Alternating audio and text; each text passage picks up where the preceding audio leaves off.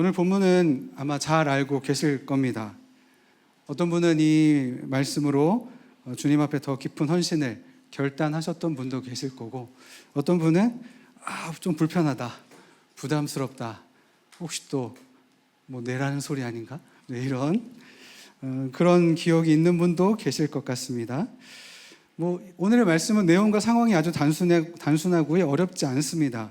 그래서 어쩌면 이 말씀에 대한 개인적인 해석과 적용이 있으시겠지만, 그래도 다시 한번 예수님께서 하시고자 하셨던 그 말씀이 무엇인지, 그래서 우리는 나의 삶에 무엇을 적용해야 하는지 한번 살펴보면 좋겠습니다. 오늘 이 본문은요, 예수님께서 예루살렘에 입성하신 후 여러 가지로 다른 율법학자들과 또 종교 지도자들과 또 여러 가지 논쟁을 벌이신 후에 다시 성전에 들어와서 가르치셨던 그 상황에 일어난 이야기입니다. 41절을 다시 보면 예수께서 헌금함에 대하여 앉으사 무리가 어떻게 헌금함에 돈 넣는가를 보실세라고 되어 있습니다. 그러니까 사람들이 헌금하는 모습을 조금 떨어진 곳에서 보셨다는 이야기입니다.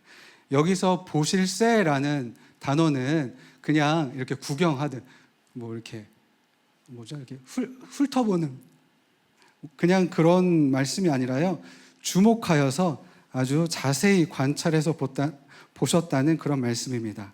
그러니까요, 예수님께서 사람들이 어떻게 헌금하나 아주 주의 있게 꼼꼼히 살펴보셨습니다. 당시 이 성전의 이방 여인의 뜰에는 13개의 헌금함이 있었다고 합니다. 그 중에 7개는 성전세와 같이 지정된 항목에 헌금을 넣었고요, 나머지 6개는 자원하는 예물을 넣었다고 합니다. 그런데 이 헌금함이 어떻게 생겼냐면 아래쪽은 넓고요, 위에는 좁습니다. 안 빠지게. 또 근데 입구는 나팔 모양으로 되어 있어서 소리가 잘 울렸답니다. 당시에 돈은 다 뭐죠? 금속 동전입니다. 그러면 이 헌금함에 넣으면 소리가 쨍그랑 하고 났겠죠? 그러니까 아마 누가 얼마나 했는지, 소리가 얼마나 크게 나고 그 횟수가 얼마나 많이 울리는지에 따라 저 사람은 헌금 많이 했구나, 저 사람은 별로네 라고 알 수 있지 않았을까라고 생각해 봅니다. 혹시 예수님이 그러면 보시면서 저 사람은 얼마를 했고 쟤는 요거밖에 안 했고 그러진 않으셨겠죠. 하지만 분명히 어떤 의도가 있으셨기 때문에 주의해서 보셨던 겁니다. 41절 하반절부터 42절에 보면 여러 부자는 큰 금액을 넣었는데 한 가난한 과부는 2렙돈 곧 한 고드란트를 넣었다라고 기록되어 있습니다. 부자가 정확히 얼마를 했는지 모르지만 많이 했다고 기록되어 있어요. 그런데 가난한 과부가 헌금한 것은 2렙돈이라고 정확히 나와 있는데, 2렙돈을 오늘날 가치로 환산하면 얼마 정도 될 것 같습니까? 네. 이 당시 한 데나리온이 하루 일당인데, 렙돈은 발음이 안 되죠? 한 데나리온의 128분의 1입니다. 제가 요즘 최저시급으로 하루 일당을 8만 원이라고 잡았을 때 렙돈이 얼마냐면 1250원이에요. 한 렙돈이. 그러니까 현재 가치로 이 2렙돈이면 2500원이잖아요. 네. 그렇게 큰 돈이 아닙니다. 그렇죠? 2500원으로 할 수 있는 게 없습니다. 별로 없어요. 마찬가지로 당시에도 이 렙돈은 푼돈으로 여겨졌습니다. 그런데요, 이어지는 말씀에 보면 43절에 예수께서 제자들을 불러다가 이르시되 내가 진실로 너희에게 이르노니 라고 말씀하십니다. 무엇인가 제자들에게 이제 예수님이 말씀하시려고 하세요. 진실로 너희에게 이르노니, 내가 진실로 너희에게 이르노니, 이렇게 무엇인가 말씀을 시작하실 때는 제자들에게 어떤 가르침, 깨달음을 주시기 위할 때 이렇게 말씀하셨습니다. 그러니까요, 이제 예수님이 부자가 헌금하고 가난한 과부가 헌금한 것을 보시고 드디어 제자들에게 하실 말씀이 생긴 겁니다. 이제 뭘 말씀하시려고 하세요? 43절 하반절에 그 불러 모으신 이유가 이거였습니다. 이 가난한 과부는 헌금함에 넣는 모든 사람보다 많이 넣었다.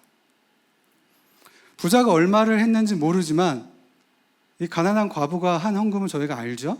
푼돈이었습니다. 그런데 이 가난한 과부가 헌금한 이 액수가 방금 전에 많은 액수의 헌금을 한 여러 부자들, 그 앞에 또 얼마나 많은 사람들이 헌금했겠습니까? 그 많은 사람들보다 많이 했다라고 말씀하세요. 왜 그렇게 말씀하셨냐면 44절에 그 이유가 나옵니다.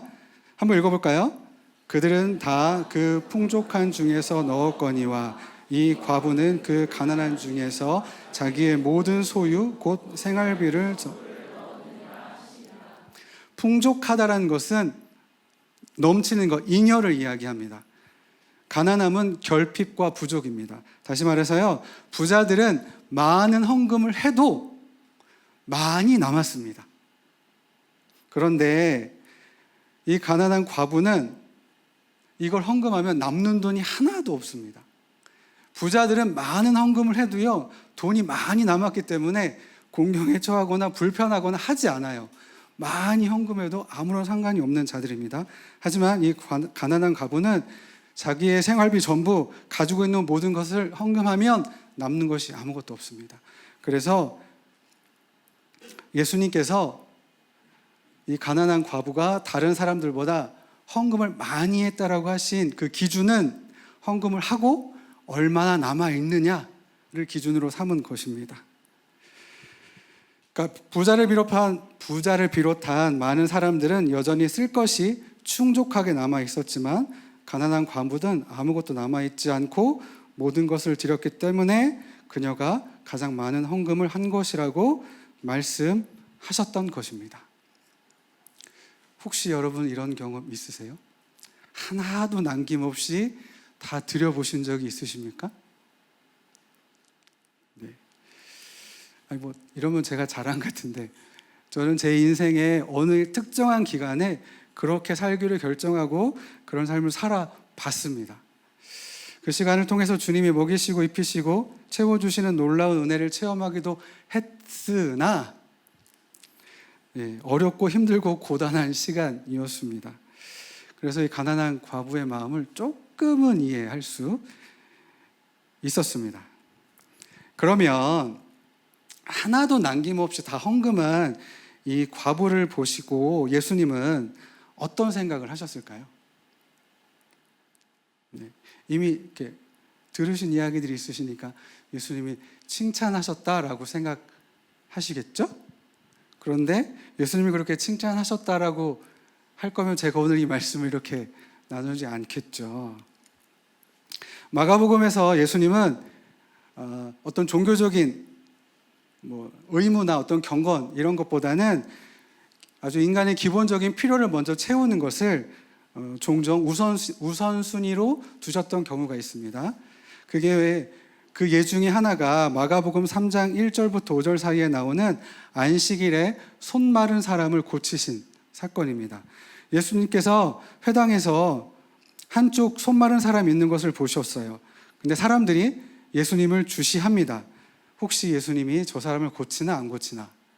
왜냐하면 안식일에 병 고치는 일을 하면 예수님을 고발하려고요.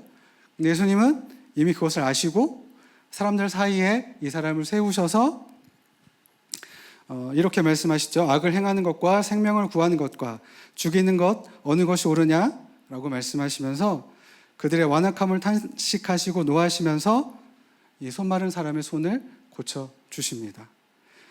그러니까 사람들의 시선, 사람들이 집중하는 건 안식일을 지키냐 안 지키냐 이거였지만 예수님은 그런 어떤 종교적인 형식을 뛰어넘어서 이 손 마른 사람을 고치시는 아주 기본적인 필요를 채워주신 것이죠.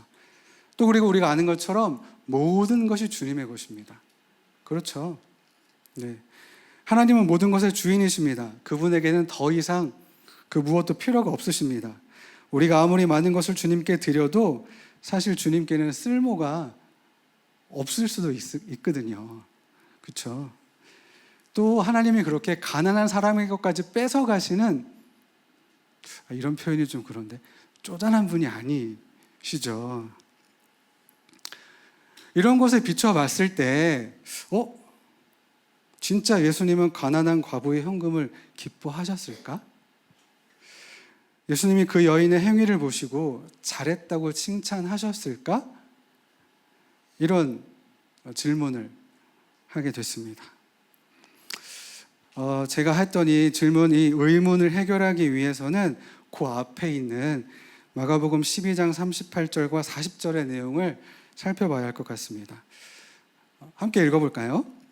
예수께서 가르치실 때 이르시되 긴 옷을 입고 다니는 것과 시장에서 문안받는 것과 회당의 높은 자리와 잔치의 윗자리에 원하는 서기관들을 삼가라. 그들은 과부의 가산을 삼키며 외식으로 길게 기도하는 자니 그 받는 판결이 더욱 중하리라 하시니라. 예수님께서 이 서기관들이 행했던 것에 대해서 말씀하시는데요. 첫 번째는 그들은 긴 옷을 입고 다녔습니다. 긴 옷은 뭐냐면 어떤 종교적인 행사를 할 때 입는 옷, 그렇게 생각하시면 됩니다.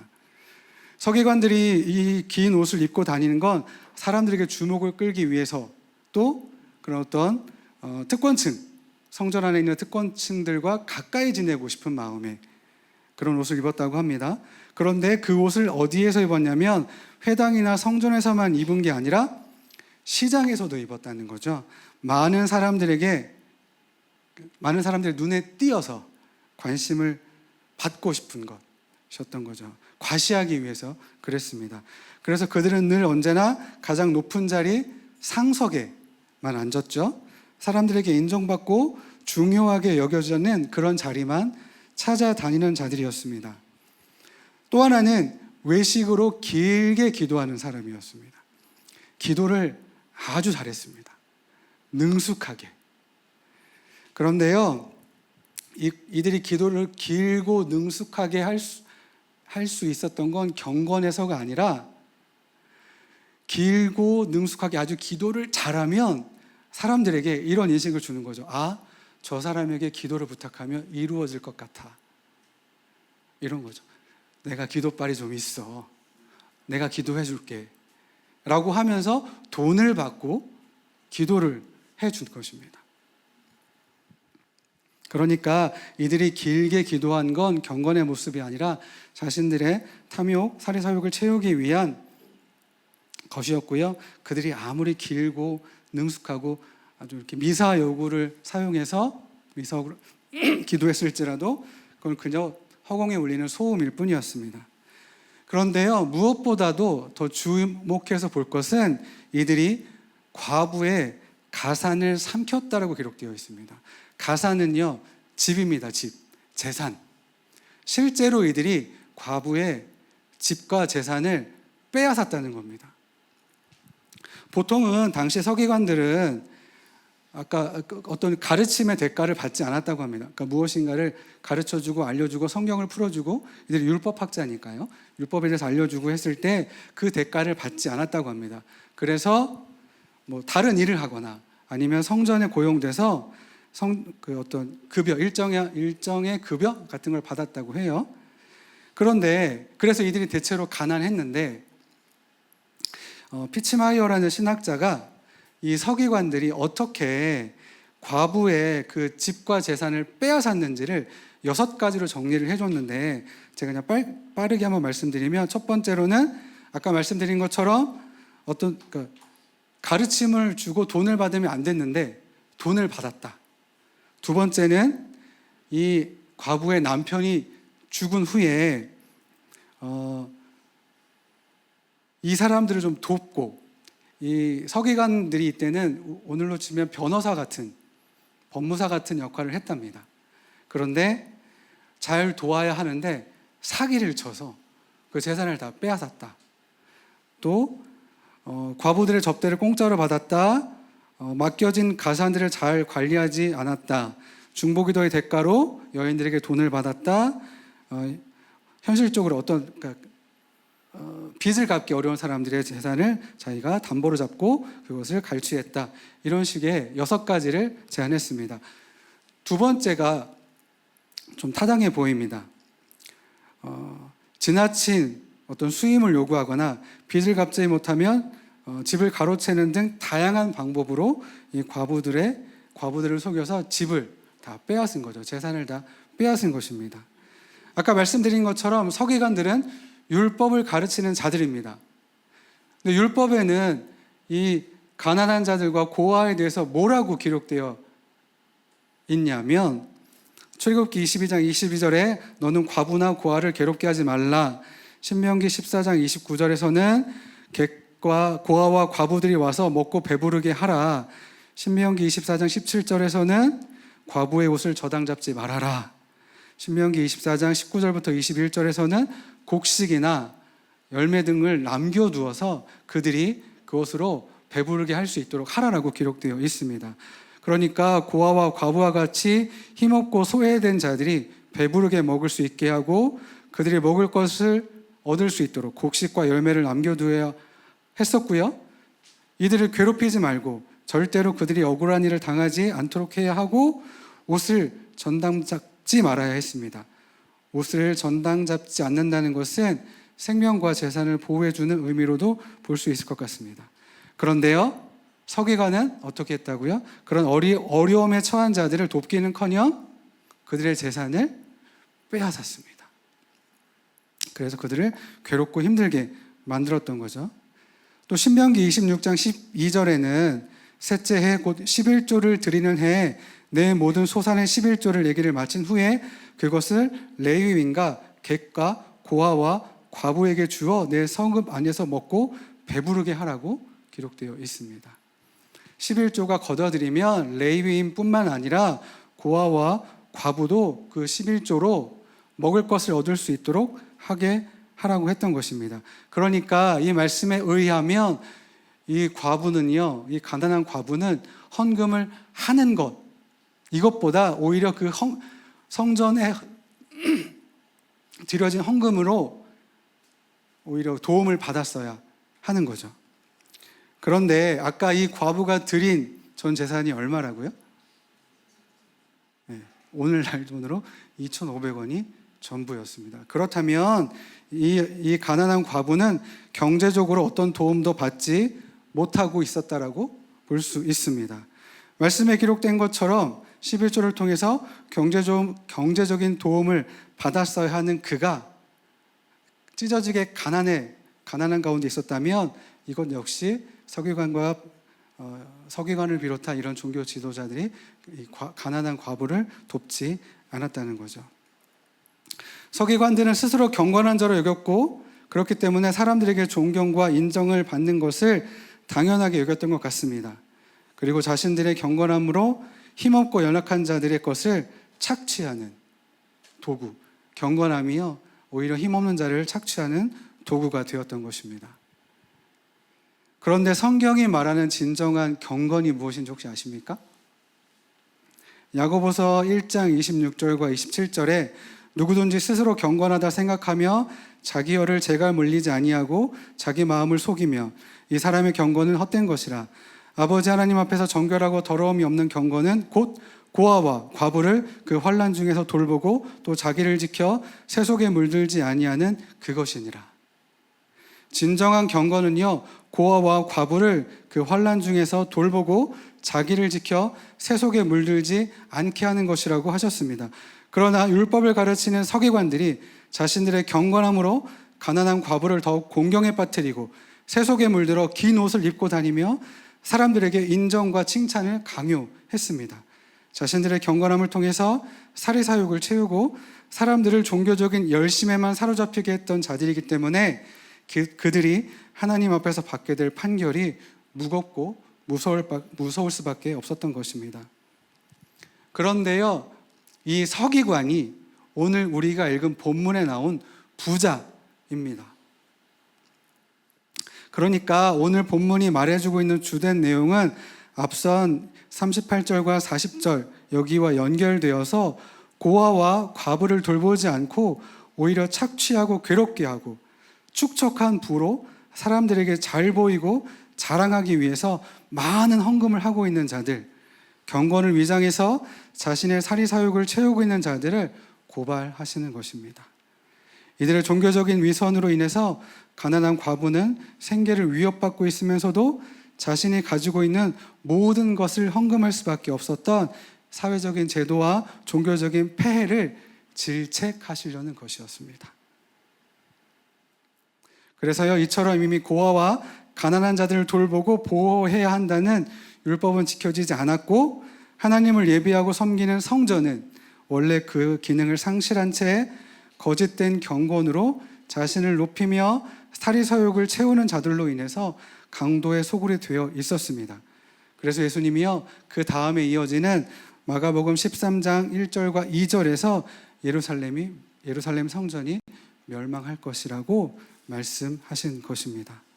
종교적인 모양만 남아있고 경건을 핑계 삼아 자신들의 사리사욕을 채우고 가난하고 힘없는 자들을 착취하여 얻은 그 헌금으로 지탱되고 있고 본래의 기능을 상실한 성전은 이제 더 이상 아무런 쓸모가 없다는 것입니다. 예수님께서는 이 사실을 알려주시기 위해서 헌금함을 바라보시고 헌금했던 자들을 보시고 부자와 가난한 과부가 헌금하는 그 모습을 보시고 제자들을 부르셔서 이제 그 기능을 상실한 성전은 더 이상 필요 없고 성전 되시는 예수님만이 구원과 영생을 주실 수 있는 분이심을 제자들에게 말씀해 주신 것입니다. 그러니까 과부가 가진 것 모든 것을 헌금했으니 여러분도 그렇게 하셔야 합니다. 이런 말씀보단 이 말씀에서는 오히려 예수님이 참된 성전이시고 예수님만이 구원과 영생을 주실 수 있는 분이시다 라는 것을 오히려 더 말씀해 주시려고 했던 것 같습니다. 그런데요, 예수님이 말씀하시고자 하셨던 것이 무엇인지는 알겠습니다. 그런데 도무지 이 과부에게서, 이 가난한 과부에게서 눈이 떨어지지 않았습니다. 이 과부를 계속해서 볼 수밖에 없었습니다. 서기관과 같은 종교 지도자들에게 이용당하고 속아서 피해를 입은 불쌍한 여인으로만, 또는 예수님께서 무엇인가를 가르쳐 주시기 위해서 그냥 예를 든 하나의 케이스로만 보기에는 이렇게 넘겨버리면 이 여인의 삶이 너무 기구하고 너무 좀 그렇게 취급해버리기에 마음이 좀 편치가 않았습니다. 진짜로 가난한 과부가 자신의 모든 것, 생명을 드린 것, 그게 정말 무의미하고 아무 쓸데없는 짓이었을까? 이 여인이요, 헌금하고 난 이후에 어떤 일이 벌어졌을 것 같으세요?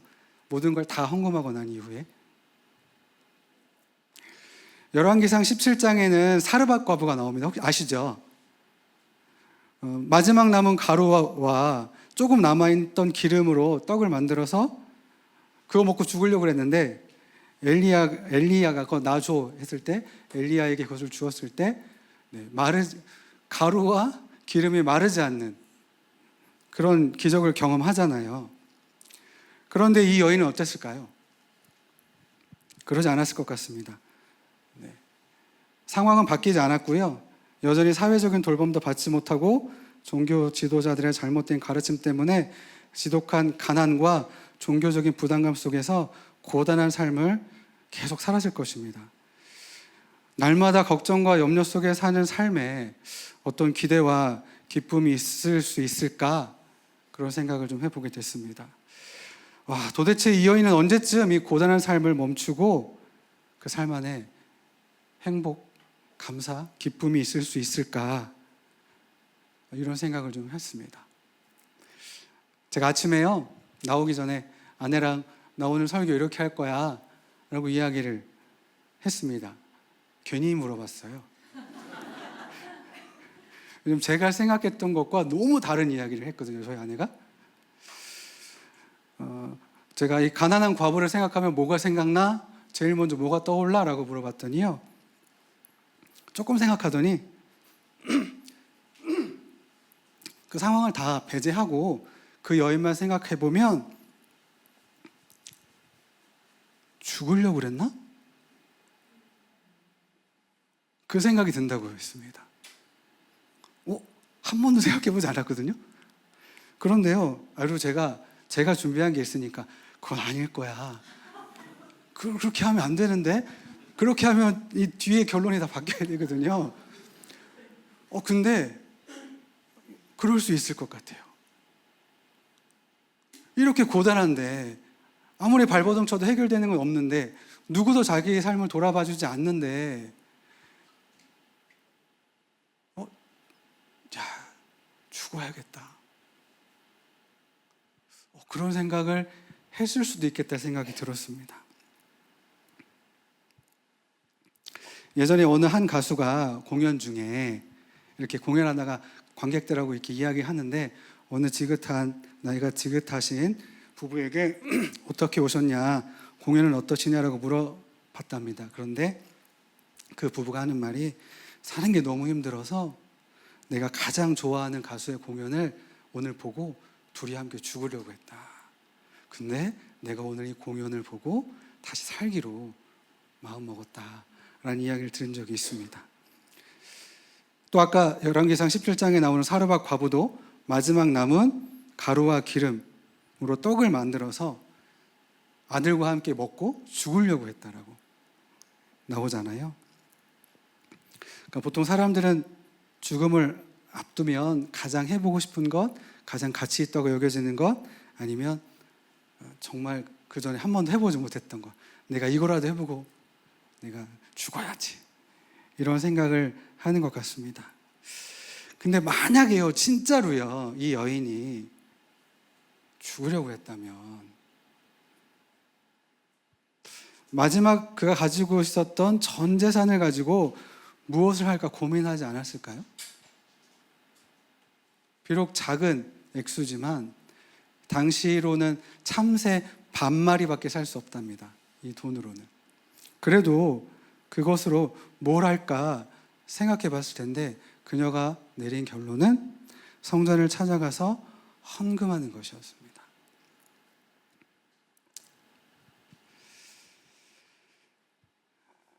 네, 성경에는 정확하게 이 여인이 죽으려고 했다, 왜 헌금하러 왔는지 그것에 대해서는 나와 있지 않지만 충분히 가능한 해석이라고 생각이 됐습니다. 그러니까 이렇게 생각하니까 이 여인이 더욱 불쌍하고 안쓰럽게 여겨졌습니다. 마지막 가지고 있는 모든 생명을 다 드렸는데 얻는 것은 아무것도 없고 헌신의 대가가 그저 죽음이라면 이 이야기의 결말은 너무 잔인하다, 너무 가혹한 결말이다 라는 생각이 들었습니다. 그래서요, 제가 이런 또 상상을 해봤어요. 만약 이 가난한 과부가 예수님이 어떤 분이신지 듣고 알게 된다면, 혹시 예수님을 만난다면, 그 예수님을 만나고 그분이 구원자이시고 메시아이심을 믿게 된다면, 이 사건이 있고 난 이후에 며칠 후에 예수님은 십자가에 달려 돌아가십니다. 네, 예루살렘 입성으로 하시고 십자가로 나아가시는 그 과정 중에, 여정 중에 있었던 일이거든요. 그리고 3일 만에 부활하시죠. 이 과정에서 예수님이 진정한 메시아이셨음을 알게 되고 믿는 자들이 생겨났습니다.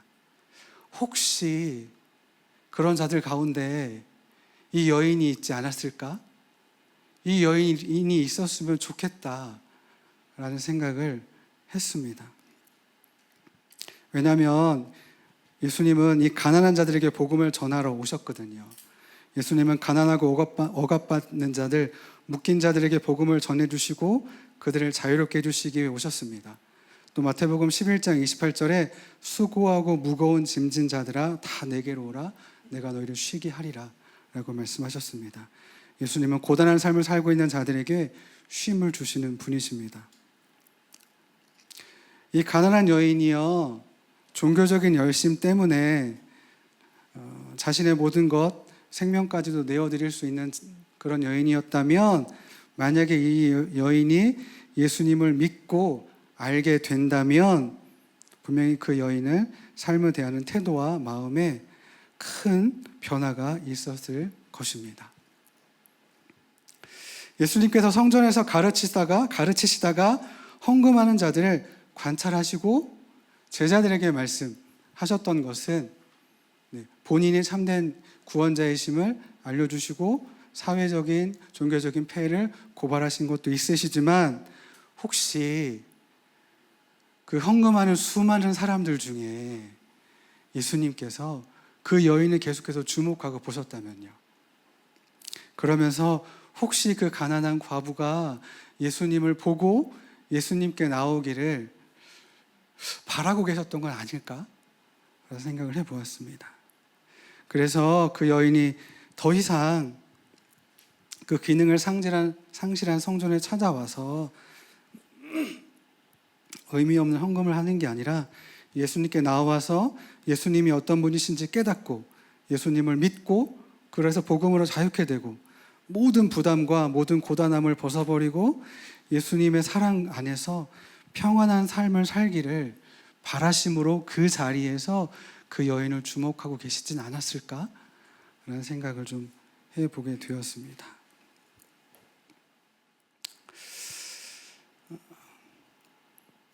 제가 한 가지만 말씀드리고 마치겠습니다.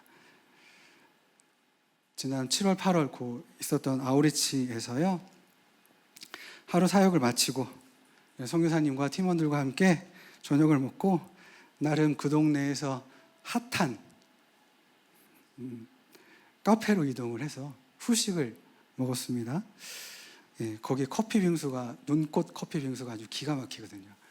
그걸 먹고 또 다른 걸 먹어야겠다, 다른 메뉴는 무슨 맛일까 하고 먹는 중에 선교사님이 이런 얘기 하셨어요. 현지 사역자 중에 자매 사역자 현지 사역자가 한 명씩 있는데, 그 중에 자매 사역자가 그 베이스로 올 때 10만 킵을 들고 왔답니다. 그 나라 돈으로요. 10만 킵. 10만 킵이면 액수가 큰 것 같잖아요. 얼마냐면 우리 돈으로 7,000원이에요. 쌀국수 2그릇 먹으면, 요즘 시세로는 쌀국수 2그릇도 어려울 것 같습니다. 그 돈을 들고 왔다는 거예요. 제가 그 얘기를 듣는데요, 눈물이 쏟아졌어요. 저도 당황했고요, 저희 팀원들도 제가 진짜 우는 걸 보고 당황했습니다.